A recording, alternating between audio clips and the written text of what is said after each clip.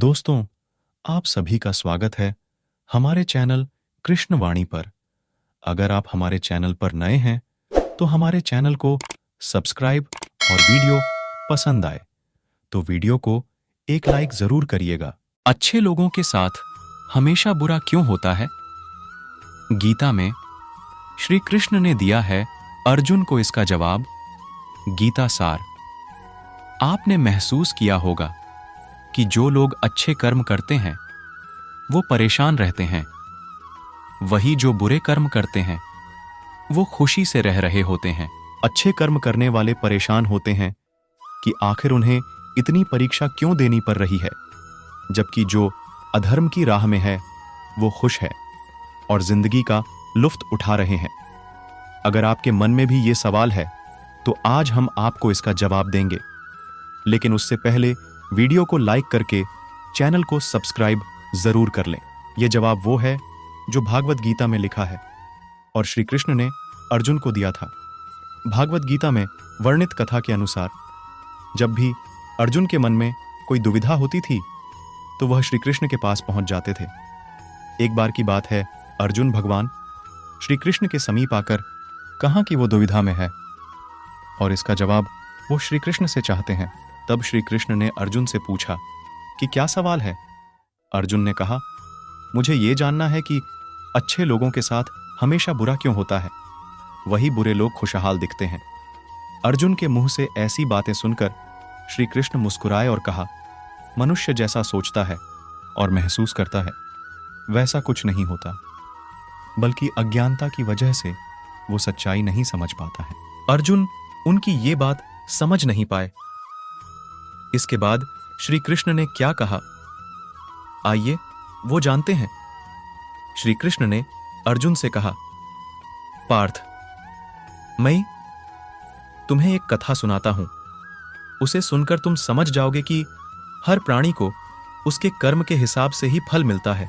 प्रकृति हर किसी को अपनी राह चुनने का मौका देती है। अब वो मनुष्य की इच्छा पर निर्भर करता है कि उसे धर्म की राह चुननी है या अधर्म की। कथा शुरू करते हुए श्री कृष्ण ने कहा, एक नगर में दो पुरुष रहा करते थे। एक पुरुष व्यापारी था जिसके जीवन में धर्म की बहुत महत्ता थी। वो पूजा पाठ में यकीन रखता था। वो हर रोज मंदिरों में जाता और दान धर्म भी करता था। वही दूसरा पुरुष बिल्कुल विपरीत था। वो हर रोज मंदिर तो जाता था, लेकिन पूजा करने नहीं, बल्कि मंदिर के बाहर से जूते चप्पल चुराने।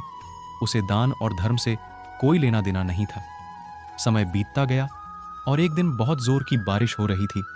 इस वजह से मंदिर में पुजारी के अलावा कोई नहीं था।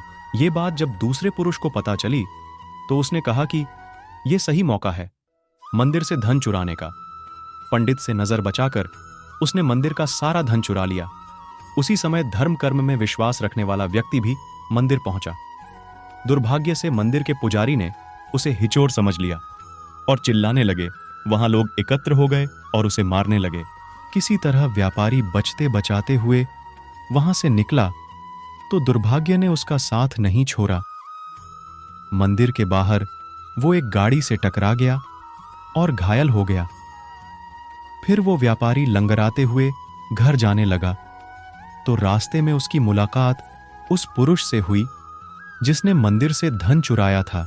उसने कहा, आज तो मेरी किस्मत चमक गई, एक साथ इतना सारा धन मिल गया। ये सब देखकर उस व्यापारी को बहुत बुरा लगा और उसने अपने घर से भगवान की सारी तस्वीरें निकाल दी।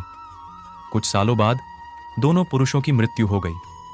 मरने के बाद जब दोनों यमराज की सभा में पहुंचे और उस भले आदमी ने दूसरे व्यक्ति को देखा तो उसे बहुत गुस्सा आया और उसने क्रोधित होकर यमराज से पूछ ही लिया, मैं तो हमेशा अच्छे कर्म करता था, दान धर्म में विश्वास रखता था, उसके बदले मुझे जीवन भर अपमान और दर्द ही मिला और इस व्यक्ति को नोटों से भरी पोटली।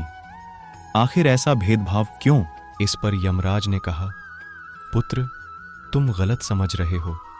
जिस दिन तुम्हारी गाड़ी से टक्कर हुई थी वो दिन तुम्हारे जीवन का आखिरी दिन था, परंतु तुम्हारी अच्छे कर्मों की वजह से तुम्हारी मौत सिर्फ एक छोटी सी चोट में बदल गई। तुम इस दुष्ट व्यक्ति के बारे में जानना चाहते हो। दरअसल इसके भाग्य में राजयोग था, मगर इसके कुकर्मों और अधर्म की वजह से वो सिर्फ छोटी सी धन की पोटली में बदल गया। कथा सुनाने के बाद श्री कृष्ण अर्जुन से कहते हैं, पार्थ, क्या अब तुम्हें तुम्हारे सवाल का जवाब मिल गया? ऐसा सोचना कि भगवान तुम्हारे कर्मों को नजरअंदाज कर रहे हैं, बिल्कुल भी सत्य नहीं है। भगवान हमें कब क्या किस रूप में दे रहे हैं, मनुष्य के समझ में नहीं आता है। मगर आप अच्छे कर्म करते तो भगवान की कृपा हमेशा बनी रहती है।